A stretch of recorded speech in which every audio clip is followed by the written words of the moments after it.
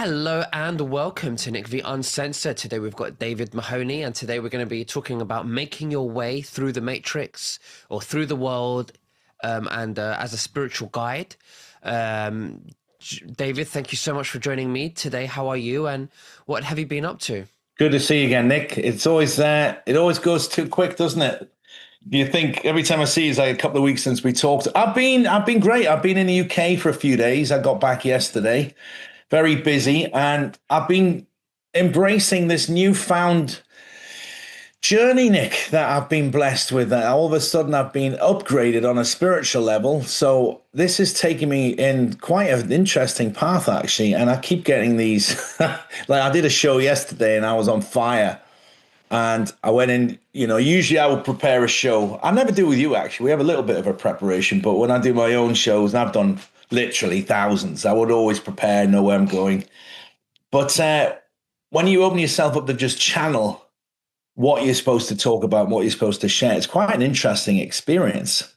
So for anybody that hasn't seen my new stuff, it's quite easy. We're going to send you the links. We'll talk about that later. But I had a few interesting things I wanted to share with the audience, Nick. And it's basically, I was thinking about making your way through the world, the difficult world today. And especially if you're not on a spiritual path, it's not easy. It's tricky to navigate this because you keep getting, because look, this is your crossroads. You're just changing who you are. You're morphing into a different person. So you keep having these flashback memories of sounds or music or cars or friends or meals or something that's kind of dragging you backwards. Because if you think about this as a battle between good and bad, dark and light, the darkness is always trying to drag you back in the shadows and continue with the same old stuff that you were doing for years. So you've got to watch for signs. And even if you are experienced like I am, I've been for years watching signs and symbols. But I had a weird day coming from the UK, and I wanted to share this with your audience. And it started off when I got to the airport, and I got there nice and early, and I went to the gate and I sat there. But my arrogance, because I fly so much, I know exactly how many minutes it is from where to where. I know where the nearest vending machine. I know these airports inside out. So I go to the gate, and I've got my headphones on, and I'm listening to some sort of spiritual video. And it really had me in like this. And then when I sort of snapped out of it, I'd missed my flight, even though I was sitting at the gate and with my name being called and a woman screaming. I said, "I'm here. What's going on?" She said, we've been calling you for 20 minutes. What's the matter? So they wouldn't let me on the flight. But here's where it gets interesting. Normal people would just say, you son of a bitch, come on, God's sake, I can't believe it, I'm going to sue you, the usual shit. I just started laughing. She says, you don't seem very concerned. I said, I'm not. I said, I'll just get on the next flight tomorrow. I'll take a hotel and get on the next flight, and no big deal. And I said, this is an adventure, isn't it? I said, I could meet somebody, I could see something on a T-shirt that's going to send me in a different direction and make me go, oh. Because honestly, the Bible says, and I'm not a preacher or a pastor. That's not me, but it says, God works in mysterious ways. You got to take these little jabs. That was my own fault. Totally mine. But why was I being distracted? What was distracting me? It was a good video, but was it that good that I missed my flight? So I'm thinking, okay, maybe I'll meet somebody in a hotel that's got a message for me. Maybe I'll sit next to the love of my life on the flight tomorrow. Maybe, lots of maybes going on. So I said, okay, let's see what happens. So nothing happened in the hotel. Next morning, I get to the airport nice and early for a 6:30 flight. And I get on the flight, 3 seats to myself. So no one's sitting next to me. No one really talks to me. So that wasn't it. And then the next thing happened, Nick, because I bought myself a hoodie because I was cold. And when I put it on the plane, the tag was annoying me. So I took it off and trying to get the tag off. And some of them are just that plastic. This one wasn't. And as I bit into it, trying to bite it off, I chipped one of my lower teeth. Veneer came off. I was like, oh. So there's number 2, right? So luckily, it didn't damage. I just got it glued back on later the same day. No harm done. But there's number 2. What's the message? Now, if it's just one incident, you can say to yourself, okay, that's just a silly mistake, whatever. And this is where you got to read the signs, guys. So this is number 2. Chipped the tooth. Veneer came off. Caught it. Got it fixed, no problem. But then when I got to the other side of the airport, Nick, my phone rings. Hi, mate. Yeah. and I'm looking for my luggage. I got two check-in bags because I had two check-in bags, and I get them on the cart. I ring the shuttle bus to go pick me up, take me back to my car. And as I'm putting the second bag in the bus, I look down and I notice it's not my bag. So I picked up somebody else's suitcase at the airport and walked out with it. Oh my So God. I'm like, what am I going to do now? Because inside my bag, some very valuable stuff I need. So instantly get that bag back to the airport. So I run back inside. The security guard who would normally go bananas at me just said, what are you doing? I said, it's not my bag. He said, okay, go. Because I'd normally say boarding pass, passport, we'll come with you and all this shit. And when I get back to the carousel belt, there's a guy on his phone going like this. Holiday luggage is gone. So I said to him, hey, you're missing a case. I said, I picked it up by accident. And we were laughing about it. So that was number 3. So then I started thinking about, okay, that's Trinity. And in that biblical sense, the spiritual sense, it always comes in 7 deadly sins, 7 C's, 7 days of the week. 7 is a huge number in the Bible. And also 3, the Trinity. So I said, okay, that's 3 things. It always happens in 3s. And I said, what's the lesson here? And this is an experienced person talking about what's the lesson. The lesson is to pay attention, because I wasn't paying attention at the gate and I missed my flight.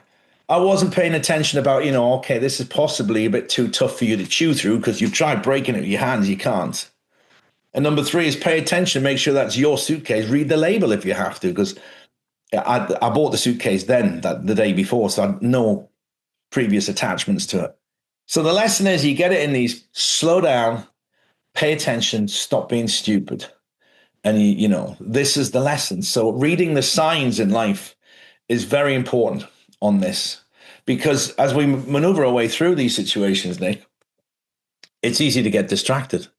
Phone ringing, videos coming in on your phone, you just want to take the tag off, because instead of either going to the bathroom, or I could have actually just gone inside my bag and got my nail kit out and cut it with the tiny little scissors I travel with. But, impatient. So it's gone. And this is a really big lesson, because Spirit will send you signs all the time. You have to have your eyes open for them. You've got to be able to receive them. You've got to be able to interpret them. So that yesterday was like 3 slaps across my face saying, listen, slow down, Mahoney, pay attention, will you? You're missing half what's supposed to be going on. What you're supposed to be getting, you're missing. You get it? I get it, yeah. So do you think that because you wasn't present? Yeah, exactly. Stay in the present. I was distracted watching videos, and my own arrogance, because I've been to that airport 100 times. I know where all the gates are. I was like, because my trick is I always wander on the last passenger, then I'll see where I want to sit. If it's an overwing exit, I'll get there. If there's 3 seats empty, I'll jump in there. Always the last one on. It's like a game I play with myself. And then I started to think about other things. I went to a born again. I was invited to go to a church service on Sunday, Nick. It was a born again Christian church movement.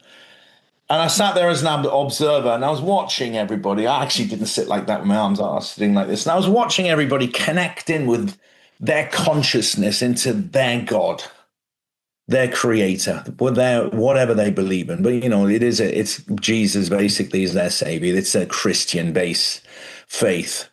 But it was an interesting thing to sit there and observe, because you could see as people were getting into it more, their hands were coming out. And they were definitely in that state of having a communication and a connection to what they believe is a connection to their greater creator, the God that they believe in. And it's a beautiful thing to see, because you could see the peace over everybody's face. It was a very nice atmosphere.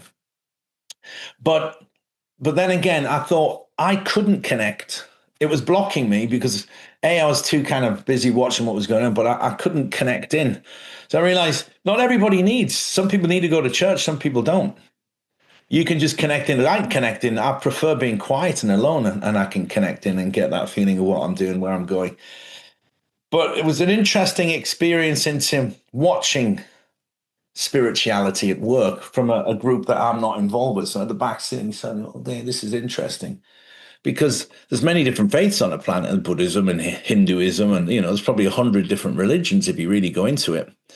So whatever people believe in, when they connect into that energy of connecting with their their God. It's a peaceful energy. Mm. I mean, even when you see Muslims praying, it's peaceful. I Apart mean, from the speaker going outside. I think that beyond religion, beyond color, countries, nations, you know, um, obviously there's NPCs, which I call AI conscious humans, that were seeded and populated on Earth by the Dracos to destabilize souls from awakening. But for the most part, souls, we all have Christ consciousness in us. Doesn't matter if you're Muslim, it doesn't matter if you're Christian. It's just that the soul is dormant. The soul is asleep, and when it's asleep, it attaches itself to identity of religion, of ego, and emotions, and the story and the culture. But when you awaken, you realize you're not any of that. Yeah. You're not any of that. You know.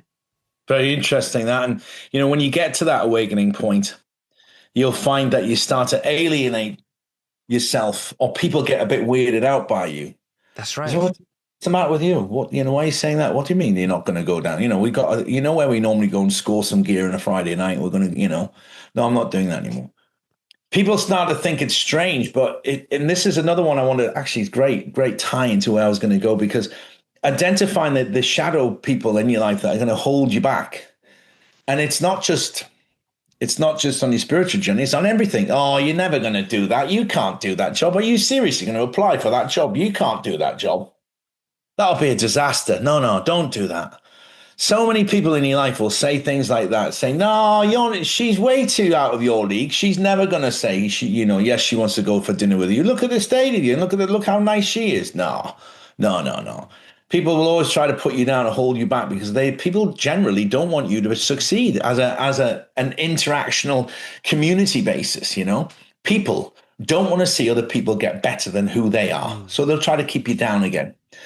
It's very popular, that mentality in the UK, because in America it's different. They like to help each other and encourage. Here in the UK, it's negative. But when someone when someone has forgotten that they are a divine being, and they're enwrapped into their identity, and they respond with that example you've just given, David, it's almost like you're not pitying them, but you kind of like understand that they're asleep still, and it's okay because we're all on our different paths, and kind of being aware that they're asleep, but without judgment.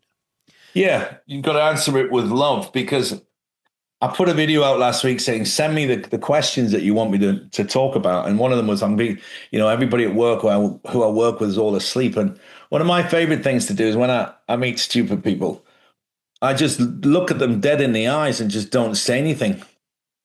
Just like, so they understand. Yeah, that's probably a stupid question I just said to that guy. Oh, that's a silly thing I just said. I just give them a look like, that works really well. And then they pull their eyes away and then they're just like, oh, you're weird, man, and leave. And I don't have to say anything. But it brings me to our next point, Nick, about people that are trying to hold you back and then figuring out, okay, so why are they holding me back? Why would they say that? If you've got a wife or a partner, a husband, a boyfriend, girlfriend, partner, same sex, I don't care. Two monkeys, same circus, what doesn't matter? So they said, this is someone supposed to love you. They'll hold you back. Again, their insecurities are holding you back, because as you do this awakening, you'll find even the closest family members to you will ostracize you and push you out and, mock you and point at you and say, yeah, he's found Jesus, hasn't he? Yeah, look at him. He's a Jesus expert now. And I haven't talked about Jesus once. So a lot of these people, it's what I call a demonic possession, Nick. And a lot of people don't like this because I've seen it. I've seen it in 3 different relationships I've had over 20 years, at the point of where they become super frustrated because they know they can't gaslight you anymore. They know that you've called them out on something. Then it flips. Instead of them saying, well, no, that's not what happened. Say, well, okay, this didn't happen. Then why did that happen? Okay, that was a week before. So when something goes wrong and there's an argument where they know that they're caught and they get cornered a little bit more and a little bit more. As they tell another lie, they'll come back and say, well, that's impossible because of this lie. And then they'll flip. And this is when I've seen it personally, the demon. The color of the eyes change. They got all three of these women had brown eyes. I saw their eyes go black, like a gorilla or a great white shark. And then you see the face change. And then the words that come out of their mouth, the C word and FU and they turn into a sailor from the docks of Glasgow. And the language and words that they put together to defend the lie that they know they've been caught out on. And I can see it's a demonic possession in there. And then say, okay. And then when it calms down, they say, oh, I'm really sorry. I shouldn't have said that. I shouldn't have called you the C word. It's really bad. Saying, all right, but this isn't the first time you've done it. You've done this several times. And you apologize for it. And I said, okay, just don't do it again. I said, I don't understand how you get so angry that you can't control the language, the choice of word that comes out of your mouth. Demonic possession. And so I was talking about this to somebody recently. And I said, well, how do you think they get? I know how I kind of knew. I said, how do you think a demon gets in? Is it just somebody walking along one day and it's like a movie and they just get hit with boom? No. It's when they're doing something against God, something dark. Drugs is the number one thing. Drugs. It opens a portal, drugs. Exactly. Yeah. It's opening a portal. So you're doing drugs with somebody who's been doing drugs before you. He's already got a demon or they've already got a demon in there. And now as soon as that drug gets in your system, you're opening your energetic portals. All of your God energy is just temporarily switched off. You disconnect from source, and then the devil is straight in there. That demonic dark energy is in there. And another one, Nick, is sexual acts. Yes. You're being intimate with a person who's got a possession. If he has a demonic possession. And you know what the telltale, I didn't know until recently. The telltale sign is, in a spiritual level zone, is if you get an STD. If you get a sexually transmitted disease from a partner or a person, and it's a sign that they have a demon. They say, it's just being transmitted into you. I was like, wow, that's like, so you think about it, you can't get rid of most of them. So sex, if it's drugs. if it's done with the wrong person or done through desire and fantasy, but not with love and passion, it's definitely, it fragments the soul. It dims the light, right? And even drugs is a portal, like sex. And the other one is doing bad acts. So when you operate with hate or violence or a low frequency like killing, that also dims your light, because we have a toroidal field, and it's been measured in science. The Pentagon has actually a frequency technology where they can see how much light you have with toroidal field, and they use this to see clusters geopolitically, how a group of people are awakening, and then they hit them with a propaganda to lower down or dim their light. Yeah, interesting that. Yeah. So the other one is trauma, and this is the Draco system. When we reincarnate unconsciously into this planet, they make us choose a family, for some of us, to be born, especially for a divine soul, with trauma, because that dims your light. And when that dims your light, it makes room for a demon or an overlay, a Draco overlay, to operate, as an overlay from you, and not all the time, but there's certain events. Yeah, it's absolutely true, because look, the trauma, it depends on how people deal with trauma, because I'm actually really good with trauma. I can think instantly and I don't carry it, I release it.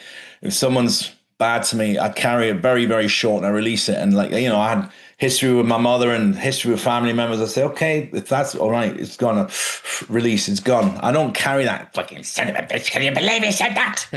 I don't carry any of that shit with me. I'm too busy. Yeah.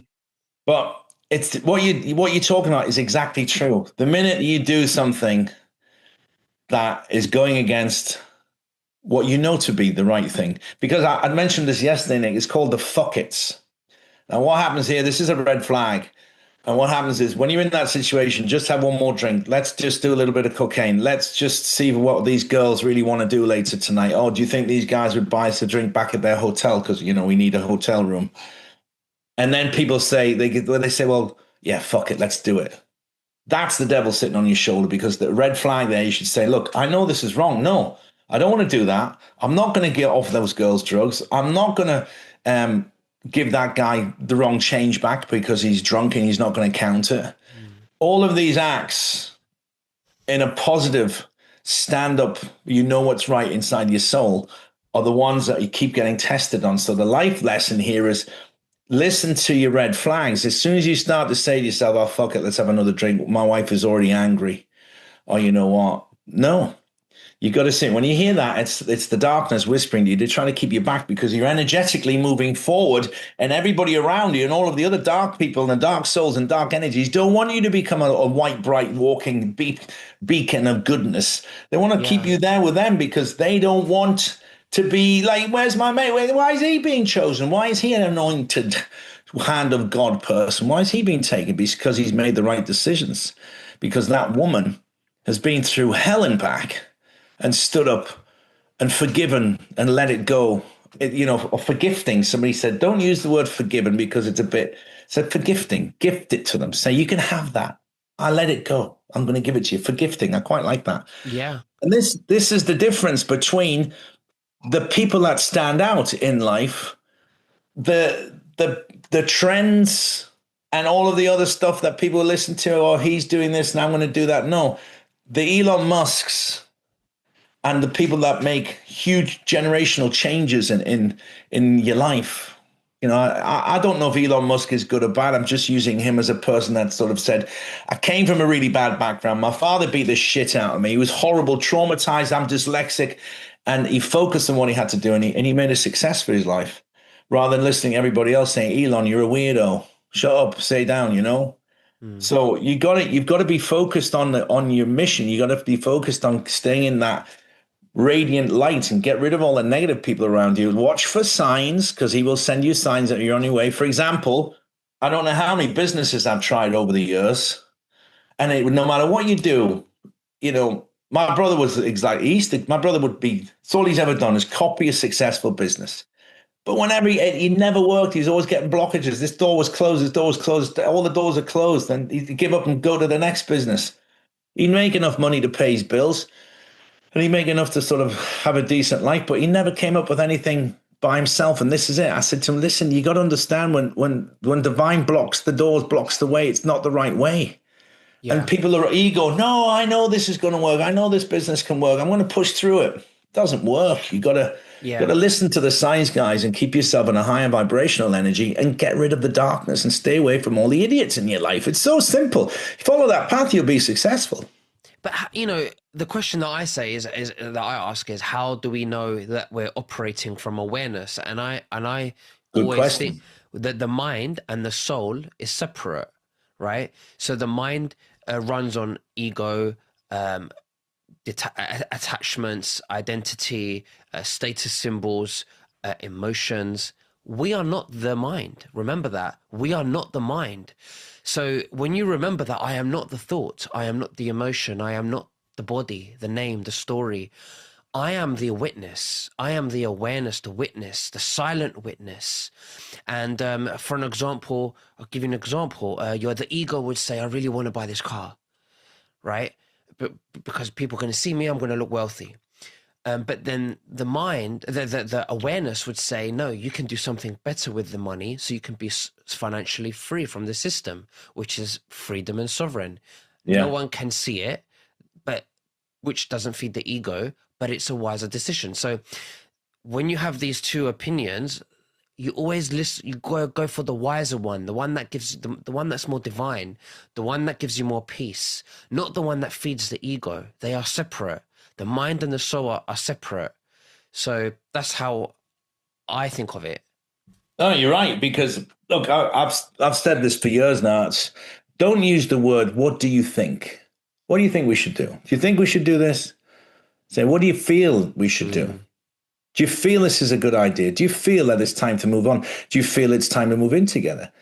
feel into it, because your head's okay. Your head needs to do things instantly, like decisions. Oh shit, you know, that's a silly thing to do. You know, putting my fingers in an electrical socket.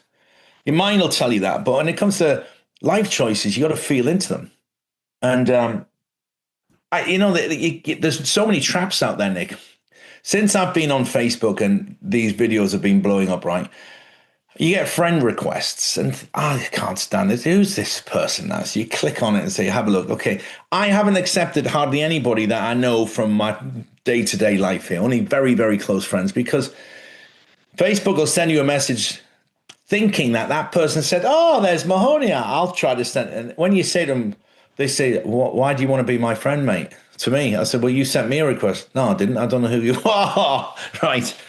But I've noticed now that I get I wouldn't say bombarded, but I get about 10 to 12 messages a day from people pretending, so you look nice, I like your smile. And then it's either a crypto scam or some other thing like that. Or and then it's these OnlyFans girls saying, hey, you look like a nice guy, you're single. And I just say, listen, the first thing I say to anybody on there, I say, what's on your mind? Yeah, I don't say what's in your heart. I say, what's on your mind? And it confuses them. They say, what do you mean? I said, you've sent me a message. You've gone on your Facebook page and said, hey, hi, David. Or hey there. Or, how's your day? Or, good morning. Say, hi. I'm polite back. I say, what's on your mind? Like, what's your intention? Yeah, that's a bit, I mean, I could use that. I did it's think too direct, isn't it? Too direct. What's on your mind? And they say, and then the genuine ones will say, well, I was wondering if you wouldn't mind asking me a question, because of all the supplements I do, sometimes people come on and ask me questions about that. But the amount of desperate people are out there that are spending their full-time job trying to prey on people, trying to scam them out of money on crypto, things have got bad, Nick. Things have got to change, you know. What we need a biblical event like Noah's flood to clean out all the trash. Yeah, I don't blame you the way this world has gone. But you know what the flood's going to be?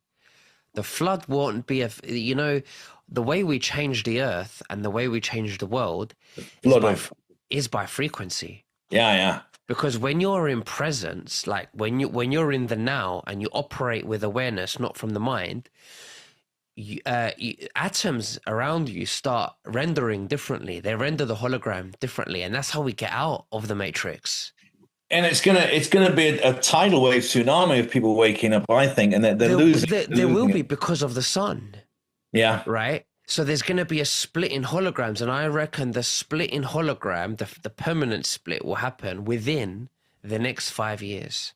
I tend to agree with you on that. I can see the frequency. I can feel the frequency changing, and I'm seeing more and more people waking up. It's my new job, Nick, is to just put a question inside everybody, going, just to start that chain of process to connect down into the soul to get the real answers. Because everybody has the answers here. It's just the blockage of connection. Because this is what says, okay, I need to know this. It sends a message to the storeroom down here, and it takes the information about, okay, what's my life mission? What am I doing here? Am I doing things right? Connecting to source. So there is a sweeping magnetic energy that is pulsating through the planetary system. And I think the pulsing is increasing. So people are getting more and more of it. And it's going to increase. It's not going to decrease. They're desperately trying to make us think, there's a new world war. They're going to sign people up. America, Russia, China, Brazil are all going to come at it. Then we got the Iranians and Venezuela. It's like every week there's something else. But, how many times have we heard something like, suddenly Iran is on the verge of collapse and they're going to start bombing. And, the USA is going to go into Venezuela, but then China and Russia are going to launch their nukes in retaliation for Donald Trump's aggressive stance. We've heard all that shit before. Nothing ever really goes that wrong. Yes, people die, but there is no complete thermonuclear detonation of atomic devices all up in the atmosphere to make us all go and live underground again. We always seem to manage at the last second. Can't believe we survived that. It's like a day of pigs every month. Do you remember the Day of Pigs? That's the Kennedy one. Do you know about that? No. Well, in the 60s, Russia moved a load of nuclear missiles to Cuba, and they called it the Bay of Pigs because the CIA sent a load of mercenaries in to invade Cuba to try and overthrow Castro. and it didn't work. They all got caught. There's somebody stitched them up, so they were all captured and killed, and it was a really big embarrassment to the American government. But it's because Russia were putting nukes on. It's only 86 miles, Cuba, from the American coast, so they were absolutely, terrified. And people were building bomb shelters in Florida. This is it. It's the end of the world. And it's because the media got everybody hyped up. So we have one of those situations at least once a month with some country somewhere that's about to do something to somebody else, and that somebody else is going to push some buttons from Pakistan or India or whoever's got the nukes, and we're all dead. But ultimately, humanity always seems to save itself at the last minute. And it's because it's just a manuscripted, written plot that they just keep regurgitating and changing the main characters in. Same thing over and over again. I feel a lot of peace, and I feel from my perspective, I feel a lot of peace. And when I hear about what you've just described, like the politics and going on and whatever, which I hear too, yeah, for some reason, it feels very far away. It feels like it's background noise. It's not going to affect us, is it? I feel like it's going to fall away. It's just it's background noise right now, and it's just going to fall away. And everything that we're going to experience is just freedom, slowly. Yeah, I'm not worried about any of it either. I sleep very well at night, and I laugh about it because I'm thinking I'm not going to take any notice of that shit. Yeah, Don't take any notice of it. But it's up to you as a member of the audience listening, wherever you are, if you want to take any of these words of wisdom that I've shared with you to help you improve your spiritual journey. It's up to you. If you want, if you don't have to. Isn't that this is no pressure. Nobody's forcing you to do anything. At the end of the day, you'll know inside what you have to do. So these are just two guys sitting on a camera from two different parts of Europe, just chatting away on a Wednesday afternoon. Absolutely. David, thank you very much for sharing that with us. I always love our chats, whether it's spiritual or geopolitical. I think, you're great. Is there anything else that you'd like to say to the viewers before we finish? Yeah, I didn't have a chance to do anything because I normally have geopolitical things that tie into sort of biblical events and prophecies and things. Because I've been traveling for the last 5 days, I didn't have a chance today, but I will next time, Nick. I'll get you something else to tune into. And for anybody who wants to follow my work, you can go to mahoney.tv, where you can see the links that go everywhere, or else you can find me on YouTube, and it's called Talking with Mahoney. And I look forward to seeing you very soon, Nick. I'll send you a Christmas Day message saying, Happy Christmas, mate. Please do. All right, then. You take care, David. Bye-bye, guys. Bye-bye. Thanks a lot. You too.